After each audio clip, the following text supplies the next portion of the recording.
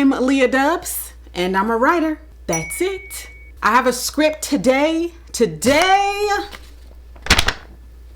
I have a script. Most recently, Doechii's mixtape, Alligator Bites Never Heal, has been heavy on my rotation. Music has an infinite capacity to move us and transform us, and this mixtape, Alligator Bites Never Heal, is just one of those projects that I know will be with me for the rest of my life. I'm gonna talk today about why this mixtape is probably one of my favorites. Everything is my favorite at first. But this one's different. So here are some reasons why I think this is such a great project. I just recently discovered Doechii. I actually heard her feature on Tyler, the Creator's most recent album, Chromacopia, and I thought that she had the best feature on the entire album. I was blown away by this. I wasn't sure if this was just a one-off or if she was as dope as this verse was. When I went on Spotify, I saw that she had just recently dropped an album. I listened to it. I was so blown away and instantly became a Doechii fan. This mixtape is fantastic in 3 dimensions. Doechii's voice spitting hard bars over some really sultry, lo-fi type of beats. When I first hear an artist that I love, I just automatically assume that I have a lot of catching up to do. When I discovered Doechii, I was so happy to realize that I am in the space as she is rising through the ranks. From what I heard, there isn't really a lot to say about her character rapper. She is a new artist. What I do love about Doechii is her sound. She has such a dope sound. To me, it is one of those sounds that feels like it should have existed earlier in time. I think it's safe to say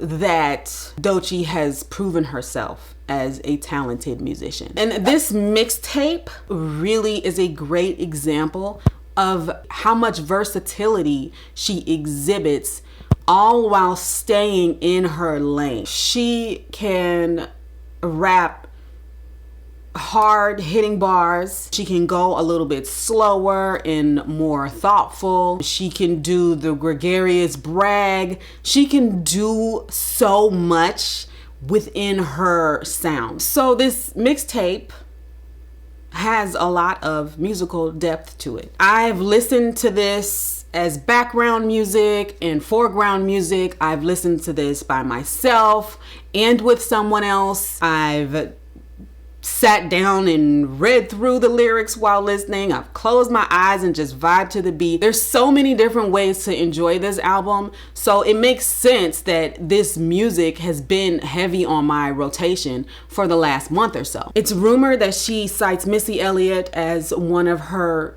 major musical influences, and they are similar in that their artistry displays a lot of creative, quirky funk. I'm going to talk about my favorite tracks on the album with this emphasis on her sound and how she uses sound to create great music. I don't know how involved she is in creating her sound, but I did also listen to her previous 2 EPs, Coven Music Session Volume 1 in 2019. It's not on Spotify anymore, so that's pretty sad. And All the Places You Will Go, which was released in 2020. I found that the sound was pretty consistent, so I'm assuming that she is very heavily involved with her sound. I love Doechii's ear.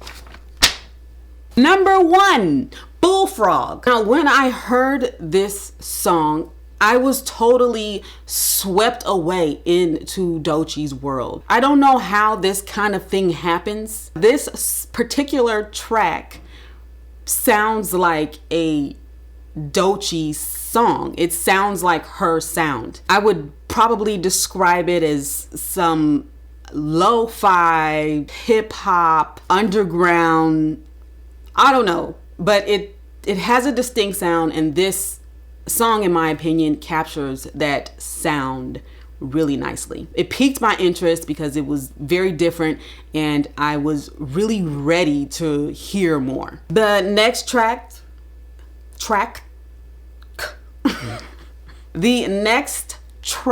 Boil Peanuts. The skip at the beginning I thought was hilarious. There's a chewing sound, which is normally a pretty annoying sound, but here she uses it to insert some humor into the song. I thought that this song had a pretty uplifting, relatively positive message despite that dark, quirky beat. I enjoy that type of artistry when artists really spend time playing with opposition. Denial is a river. This sound was still very upbeat, but it stayed within this Doechii lane. Immediately, you're starting to see versatility in her style. This is the type of song that keeps the album fresh. I also thought it was pretty good storytelling. Catfish, those bars, they were hard-hitting bars. By this point in the mixtape, just in case you thought that Doechii couldn't spit hard bars, this song, Catfish,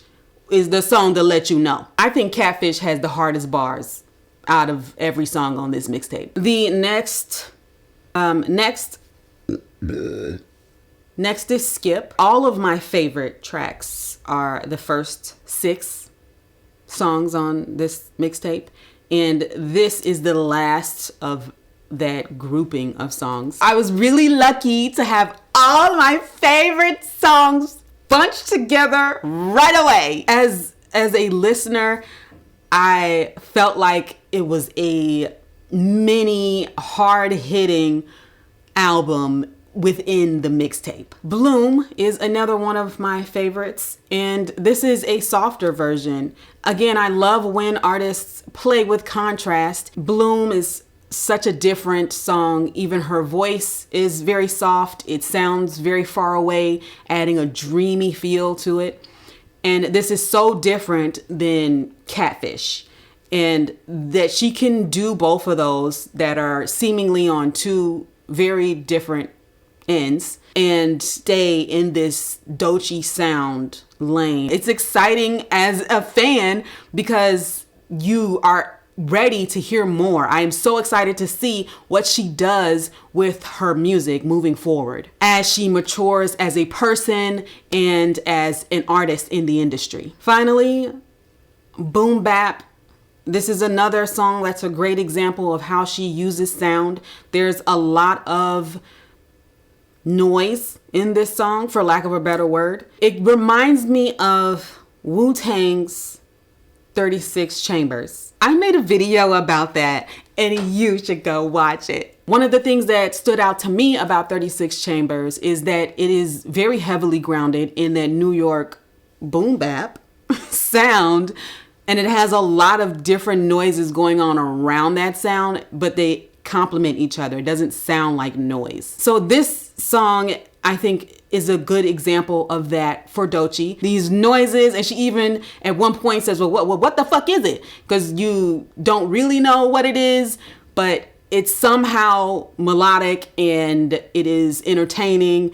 It has humor. It has the bars that rap fans crave. It has the beat. Everything that's needed for a vibe is there. And she's just sort of playing around with sound. She even says at one point, it's everything. And it does sound like a very melodic everything. My favorite part is get top on the phone. Get top on the phone. I love that. And it's hilarious and just a great song and a great way to wrap up this song. And that's all that I wanted to say about Alligator Bites Never Heal. Me and my ear are never going to be the same. I say this about almost every album that I love, but that doesn't mean it's not true. I'm super excited that she's been nominated for a Grammy. I'm gonna watch the Grammys now. Well, I'm gonna watch just this part of the Grammys. There's a lot of other great nominations in this category, so I can't say who I think should win. I'm not a rap critic. I think that she is going to do amazing things and create beautiful, great, entertaining, all kinds of wonderful music for us to enjoy. This script that I have is brought to you by my new Substack. I just started a Substack, Rap Stands. Please go on my Substack and subscribe to receive bi-weekly emails going through some of these same things that I talk about. This actual video will be in written form, more cleaned up and all nice like, and more detailed in my Substack. For those of you that have been supporting me so far, thank you so much. I do have one more announcement to make. Guys, life is, you know, those hidden word when we were kids and you had like those hidden picture workbook pages, and they say like circle all the things that are wrong with this picture, and there's like a person walking a shoe instead of a dog or like somebody wearing an egg on top of their head instead of a hat. That is the story of my life right now. So I am working on being more consistent. I will unfortunately be paring this down to monthly videos. I will be posting these here once a month and putting more time and effort into my Substack. So if you enjoy this content, please go and check out my Substack. Besides liking and subscribing this video, being a part of the Substack community is one of the best ways to support my writing. Thanks again for watching. If you've made it this far, I'll see you guys in the next one. Have a great, wonderful, beautiful, Doechii-licious day. Bye-bye and namaste.